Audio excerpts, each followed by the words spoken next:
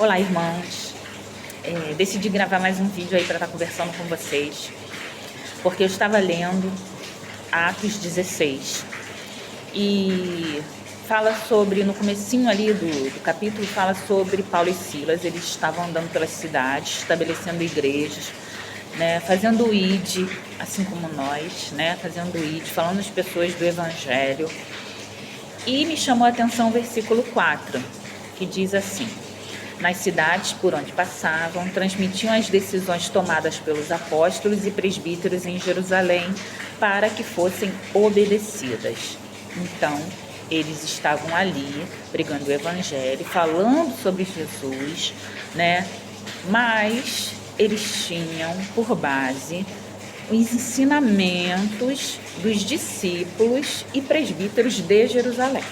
Nós sabemos que Paulo tinha algumas divergências em algumas coisas, né, dos discípulos. Mas ainda assim, Paulo estava debaixo da instrução deles. Seguia em obediência as palavras, os parâmetros estabelecidos por esse ministério. E assim também somos nós. Nós estamos com os nossos grupos, né, orientando, crescendo também nós, estudando a palavra, conversando, em comunhão com essas pessoas desse grupo. Mas nós também temos sempre que fazer como Paulo, focar na atitude de estar sempre em obediência ao nosso ministério. Podemos pensar algumas vezes um pouco diferente daquilo que é estabelecido, mas temos que seguir em obediência, assim como Paulo fez.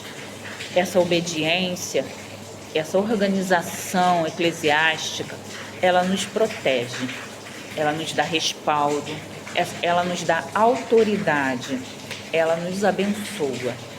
Então, a gente insiste em estar sempre repetindo isso para vocês, não por acaso, mas para que isso venha a ser guardado no nosso coração. Isso deve ser algo que a gente deve sempre colocar em primeiro lugar. A obediência à nossa liderança, a obediência ao ministério que Cristo entregou à nossa igreja, aos líderes da nossa igreja, né? Nenhum deles foi colocado lá por acaso. Todos eles foram instituídos por Cristo. Nós cremos assim.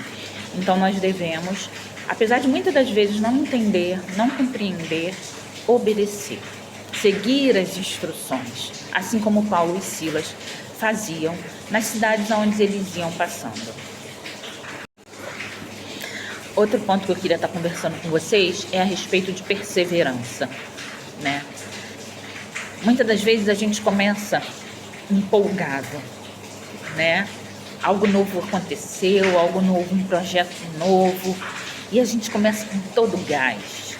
Isso é com todo mundo, né? Todos nós somos assim. Nós começamos coisas empolgados.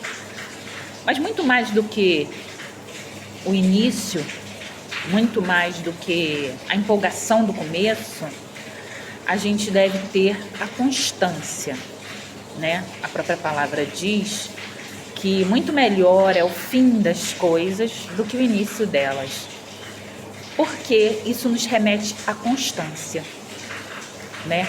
A gente precisa, muito além de ter um início forte e vigoroso, a gente precisa ter uma constância de fazer sempre as mesmas coisas.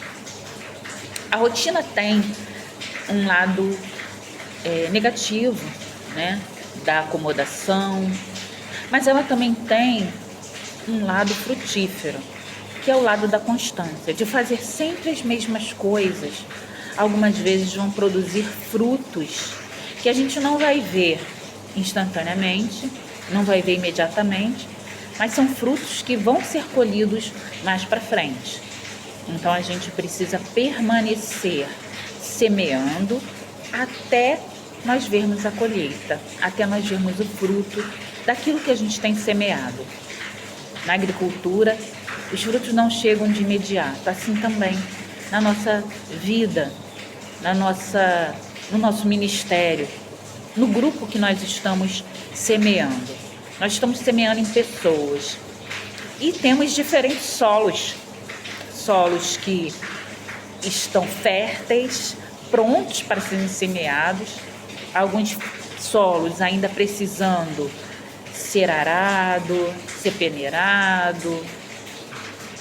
E outros ainda com pedras que precisam ser quebradas. Então isso tudo leva tempo. Com algumas pessoas a gente vai ver o fruto vindo mais rápido, mas outras pessoas vão levar tempo. Então a gente precisa ter no coração essa constância, não desistir de ninguém. Todas essas pessoas vão frutificar e nós precisamos manter, né, o nosso alvo, o nosso propósito. E aí vem outra coisa que a gente queria conversar com vocês a respeito de fazer tudo com propósito, né? Todas as coisas que nós fazemos nos nossos encontros possuem objetivos e propósitos, né? Quando a gente começa com uma dinâmica, a gente não começa porque a gente quer divertir as pessoas. A gente começa porque a gente quer quebrar um gelo, como diz mesmo, a gente chama, né, esse momento de dinâmica, quebrar o gelo da chegada, a pessoa veio com a cabeça do trânsito, dos problemas na família, né? Desconectar essas pessoas dessas coisas, ter um ambiente ali, né, de mais solto, mais leve, de se conectar com as pessoas que estão ali, de ficar à vontade naquele ambiente. Então ele tem um propósito. Além disso, ele também tem um propósito, a dinâmica também tem um propósito de estar conectando de maneira suave e leve a pessoa ao assunto que vai ser tratado. Depois, a adoração também tem um objetivo. Ela tem o objetivo de nos conectar ao Senhor, um momento da gente estar baixando a aceleração, né, dos pensamentos, e estar conectando ao Senhor, de estar pedindo ao Senhor para estar tomando o controle daquele encontro, né, de estar tomando a direção, do Senhor está tomando a direção de tudo que vai ser feito, de declarar que tudo que está sendo feito é sendo feito para o Senhor, né? Então, os louvores escolhidos, os louvores entoados, eles têm que ter esse objetivo, né? O objetivo de nos conectar ao Senhor. Então, a gente também tem que ter um cuidado com essa escolha desses louvores. A gente também está educando essas pessoas nas escolhas dos louvores, né?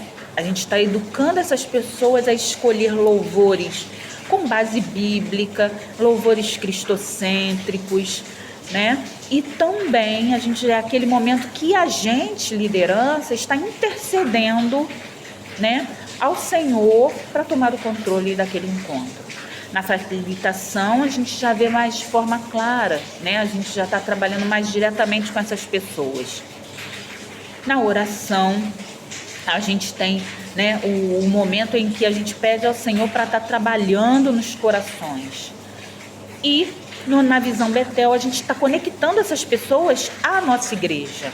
Então tudo que a gente faz tem objetivo. A gente não faz repetidamente, a gente não quer pessoas que vão repetir apenas um roteiro. Porque se fosse assim, a gente precisaria apenas de pessoas que soubessem ler, né? E esse não é o parâmetro quando a gente escolhe as pessoas para estarem no nosso ID. O parâmetro que a gente quer são pessoas que estão servindo ao Senhor, que têm relacionamento com o Senhor, que estão conectadas com Cristo, que querem produzir, né, levar pessoas também a Cristo, né, que quer levar o ID do Senhor. Então a gente quer pessoas que estejam conectadas com Cristo nesse momento. Então não é chegar lá e apenas reproduzir um roteiro.